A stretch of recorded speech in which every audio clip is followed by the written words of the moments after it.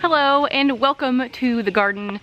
Today is very exciting because we are building the first raised bed in our new garden space. It is going kind of like right here in this area next to the greenhouse.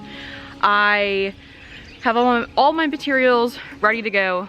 I need to unload them from the back of my car and then we'll get started. This is going to be a super easy way to build a raised bed. If you don't have a lot of space, or maybe you want to have beds that are more flexible in terms of shape and moving them later, this is a great way to do it. So let's unload my car and then get this bed built.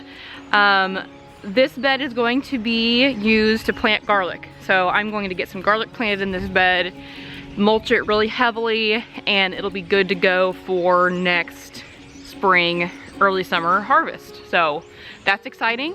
This is the first addition to the garden that I've made since I put it up kind of haphazardly when we moved. So this is the first step in many steps of getting my new garden established.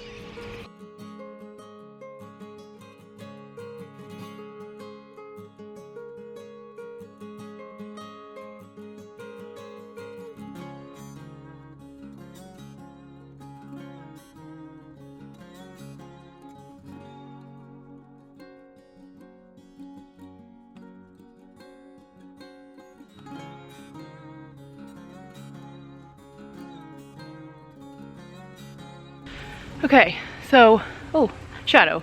Anyway, here are the materials you need.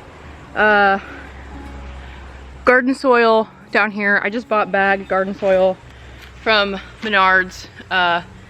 This garden soil, I bought two cubic foot bags for this 4 foot by 4 foot bed.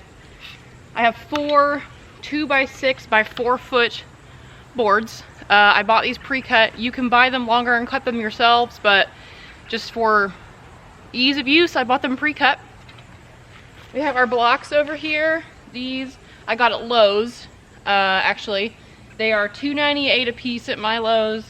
They're called like planter wall blocks. But I mean, yeah. So I have 4 of those, and then I have some cardboard over here. So basically, what we're gonna do is we're gonna set these 4 blocks out. You can measure them. I'm not gonna measure them because I'm doing such a small bed. If I was doing a bigger bed, I probably would measure them. But I'm just gonna sit them out, put the boards in, they just slide right down in there. Fill the thing up with cardboard on the bottom to kill the grass underneath, and then put my soil on top.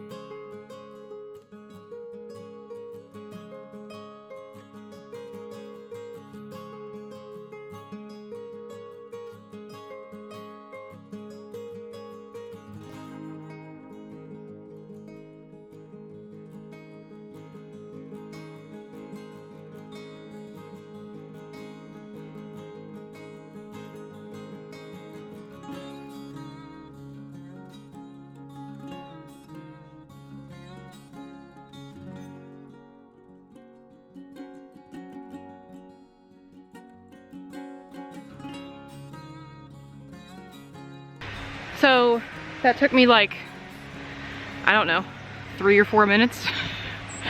All I'm gonna do now is lay some cardboard down in it, and this is just to kill the grass that's underneath. I just have a couple boxes that I'm just gonna lay in here and cut them as I needed.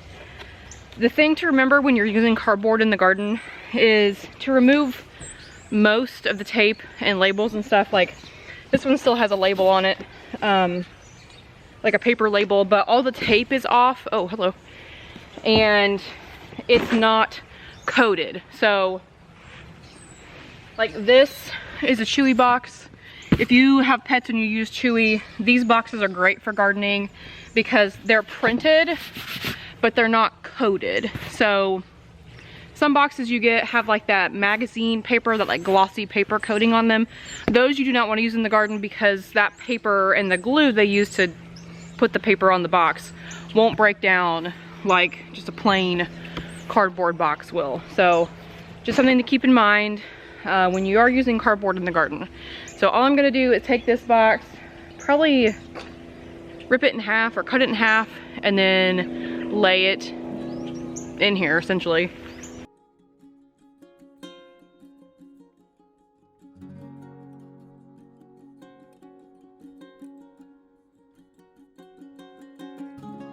And what I'm doing too is I'm just kind of picking up the blocks and kind of shoving the cardboard underneath. That way the blocks can help hold the cardboard down and you don't have any grass that comes through on the edges.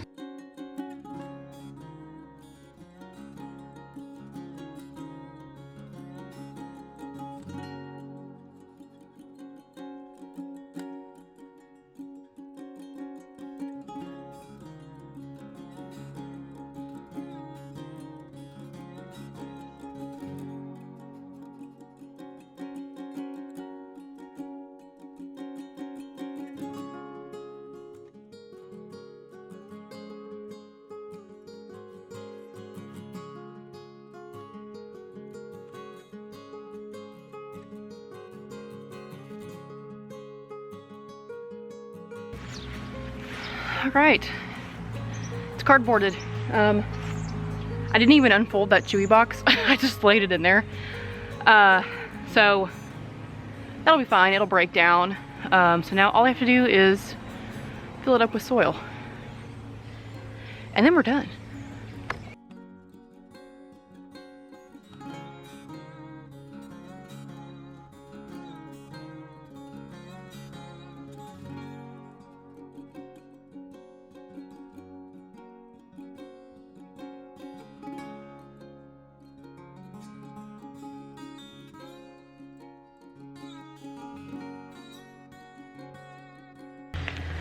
All right, soil's in. This is what I used.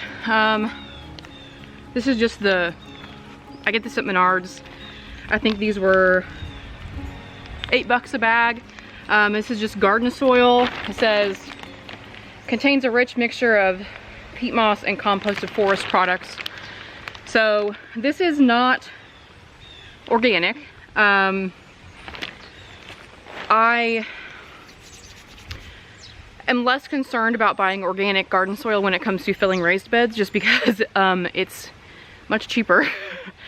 But I am going to probably top dress it with a little bit of my own compost, and then I am going to mulch it heavily with leaves. So it will make its own compost over time. So all I have to do now is just rake it out and plant garlic in it. So it is starting to sprinkle, which is perfect timing because I'm done. But this is like the world's easiest way to build a raised bed. And actually these blocks, so this is what the blocks look like from the top. You can actually, if you wanted to, these take 2x6 boards. So that's what I have, is 2x6s in here. But if you wanted to, you could stack these and you can drive a post, like a rebar or something, down in the middle, and you can make them as tall as you want. All you'd have to do is just keep stacking boards up to do it like that, but really I don't need anything that tall, so this is perfect. All I'm going to do now is just spread that out and it'll be good to go. So all in all, I think I spent around $50 for all this stuff, but I did have to buy the blocks, the wood, and the garden soil. So if you had wood or you had garden soil, or you just have a lot of compost, or you know, whatever, it could be much cheaper. I did buy pre-cut boards. If you were going to buy